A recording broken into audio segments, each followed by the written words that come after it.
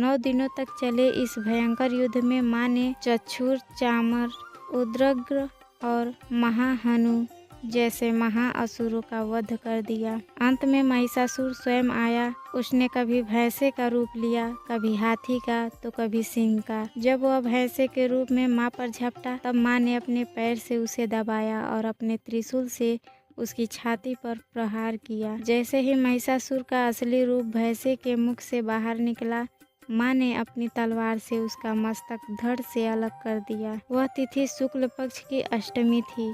देवताओं ने प्रसन्न होकर माँ पर फूलों की वर्षा की और महिषासुर मर्दिनी की स्तुति की। तभी से हर माह की अष्टमी को माँ दुर्गा की पूजा का विधान है। जो भक्त फाल्गुन मास की इस अष्टमी तिथि को श्रद्धा पूर्वक माँ की यह कथा सुनता है या पढ़ता है, उसे निम्नलिखित फल प्राप्त होते हैं। जीवन के समस्त ज्ञात अज्ञात शत्रुओं पर विजय प्राप्त होती है। घर में सुख शांति और अखंड लक्ष्मी का वास होता है। कुंडली के राहु केतु और अन्य ग्रहों के अशुभ प्रभाव दूर होते हैं। मनोवांछित फल और उत्तम स्वास्थ्य की प्राप्ति होती है। हे माँ भगवती, जैसे आपने देवताओं के कष्ट हरे, वैसे ही इस कथा को सुनने और पढ़ने वाले सभी भक्तों के कष्ट हरना। अपनी कृपा दृष्टि सदैव हम पर बनाए रखना।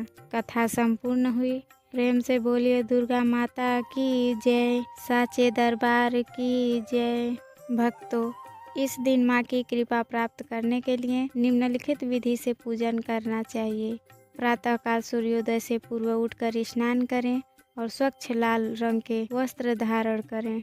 पूजा घर में माँ की प्रतिमा के सामने हाथ में जल और अक्षत लेकर व्रत का संकल्प लें। माँ की प्रतिमा को गंगा जल से शुद्ध करें। उन्हें लाल चुनरी, सिंदूर, अक्षत और श्रृंगार की सामग्री अर्पित करें। घी का दीपक जलाएं और धूप दिखाएं। फाल्गुन मास में माँ को गुलाल और लाल रंग के पुष्प विशेषकर गुड़हल चढ़ाना बहुत ही फलदायी होता है। दुर्गा सप्तशती का पाठ करें या ओम दुम दुर्गाए नमः मंत्र का जाप करें। माँ को हलवा, पूरी और काले चने का भोग लगाएं। यदि संभव हो तो छोटी कन्याओं को भोजन कराएं, उनके पैर छुएं और उन्हें उपहार दें। भक्तों, यदि माँ दुर्गा की यह अमृतमयी कथा आपके हृदय को छू गई हो और आपको यह जानकारी उपयोगी लगी हो तो इस वीडियो को लाइक करें, शेयर करें और कमेंट बॉक्स में जय माता दी जरूर लिखें। ऐसे ही अन्य व्रत कथाओं, त्योहारों और आध्यात्मिक जानकारियों से जुड़े रहने के लिए हमारे चैनल को सब्सक्राइब करें। साथ ही बेल आइकन को जरूर दबाएं ताकि हर पावन तिथि की सूचना आप तक सबसे पहले पहुंचे। मिलते हैं अगले वीडियो में, तब तक के लिए धन्यवाद।